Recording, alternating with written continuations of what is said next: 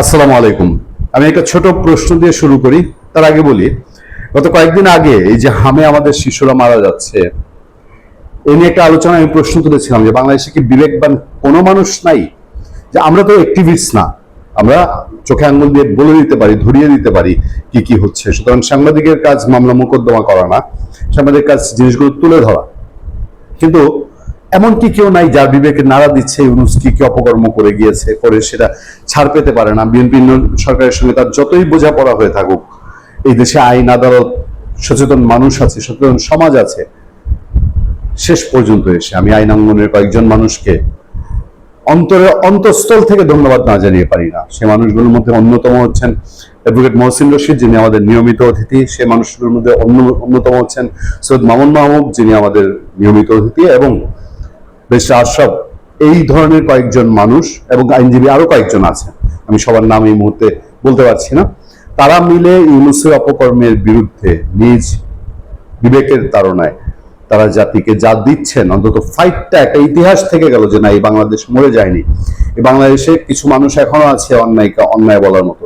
সরকার যতই সমঝোতার পর্দার আড়ালে খেলাধুলা করে থাকুক না কেন, ইউনূস, আমি বারবার বলি আপনাদেরকে যে বিএনপি চাইলেও আজীবনের জন্য ইউনূসকে ছাড় দিতে পারবে না।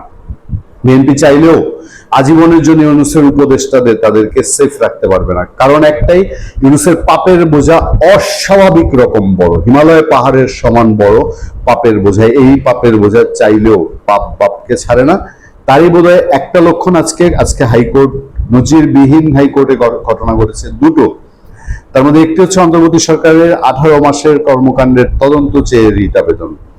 হাইকোর্ট বেঞ্চ আদেশের জন্য বৃহস্পতিবার দিন রেখেছে। একই সঙ্গে ইউনূস এবং তার উপদেষ্টাদের বিদেশ যাত্রার নিষেধাজ্ঞা চেয়ে আরেকটি রিট করা হয়েছে, যেটা রুলের জন্য অপেক্ষায় আছে বা আদেশের জন্য অপেক্ষায় আছে। প্রতিটা জিনিসেই করা নাড়ছে যে ইউনূস এত সহজে বাংলাদেশে ছাড় পাবে না।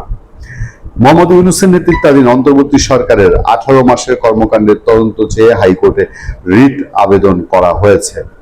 রোববার এই রিট আবেদনটি করেন, আমি যাদের নাম বলেছি তাদের মধ্যে একজন, যে রোববার রিটের প্রাথমিক শুনানি শেষে বিচারপতি আহমেদ সোহেল ও বিচারপতি ফাতেমা আনোয়ারের হাইকোর্ট বেঞ্চ আদেশের জন্য বৃহস্পতিবার দিন রেখেছে। জ্যেষ্ঠ আইনজীবী মহসিন রশিদ এই রিট আবেদন করেন। আবেদনের পক্ষে শুনানি করেন আইনজীবী এম কে রহমান। রাষ্ট্রপক্ষে ছিলেন অ্যাটর্নি জেনারেল মোহাম্মদ রুহুল কুদ্দুস কাজল। পরে এম কে রহমান সাংবাদিকদের বলেন, অন্তর্বর্তী সরকারের 18 মাসের কর্মকাণ্ড তদন্ত চেয়ে রিট করা হয়েছে। তারা 18 মাসের দেশের সর্বক্ষেত্রে অরাজক পরিস্থিতি সৃষ্টি করেছে, অর্থনীতি, স্বাস্থ্য সহ সব ক্ষেত্রে। কমিশন অব ইনকোয়ারি অ্যাক্টে একটা কমিশন হওয়া বাঞ্ছনীয়, যাতে ভবিষ্যতে কোনো নির্বাচিত সরকারকেও এসে ওভারথ্রো করতে না পারে। আদালত শুনেছেন, অ্যাটর্নি জেনারেলও ছিলেন। আগামী বৃহস্পতিবার আদেশের জন্য দিন রেখেছেন। 24 আন্দোলনে আওয়ামী লীগ সরকারের পতনের 3 দিন পর মোহাম্মদ ইউনূসের নেতৃত্বাধীন অন্তর্বর্তী সরকার দায়িত্ব নেয়। 12 ফেব্রুয়ারি নির্বাচনের জয়ের পর বিএনপি 17 ফেব্রুয়ারি সরকার গঠন করলে অন্তর্বর্তী সরকারের বিদায় নেয়। রিট আবেদনকারী আইনজীবী মহসিন রশিদ তিনি বলেন, যা কিছু ঘটেছে তার তদন্ত চেয়েছি, টোটাল তদন্ত কিভাবে হবে সেটা সরকার ঠিক করবে। অ্যাটর্নি জেনারেল বলেছেন, আমি এটুকু জেনে আসি, অর্থাৎ উনি ইনস্ট্রাকশন নেবেন, আমরাও চাই উনি ইনস্ট্রাকশন নিয়ে আসুন।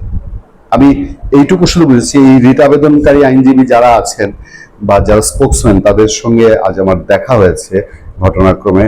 আমরা জানতে চেয়েছি এবং আমরা বুঝতে পেরেছি যে তারা শুধুমাত্র এই দেশের স্বার্থে এই যুদ্ধ, এবং এই যুদ্ধে তারা পিছপা হবেন না, অন্তত এইটুকু আমার একটা রিয়েলাইজেশন হয়েছে। ভালো থাকবেন, সুস্থ থাকবেন। আপনাদের সাথে আমি আতিক রহমান, পূর্ণিয়া।